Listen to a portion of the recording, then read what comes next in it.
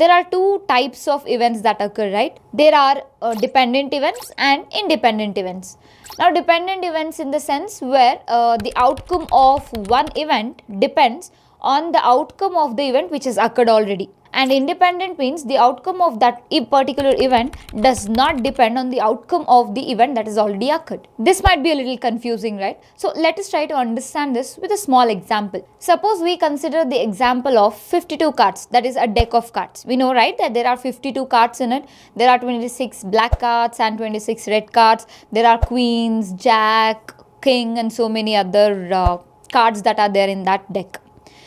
Suppose they ask you to draw a king from this deck. You draw a king. And then I tell that I will not be replacing this card back into the deck. And then I'll be drawing another card from this deck which now has 51 cards. And I'll be picking up a king this time. So now whatever outcome that I'm going to get from this second drawing or the second attempt will be dependent on my first attempt, right? Since I have already drawn one card from the deck, there are 51 cards. So my denominator, that is the sample space, will change.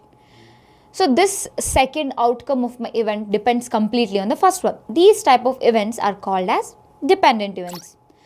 Same example if I take and I tell that once I draw a card and then I'll replace it back and then again draw a card, that time the probability of the second outcome will not depend on the first event that has occurred. Those kind of events will be called as independent events. So I hope that you remember now as to what are dependent and independent events.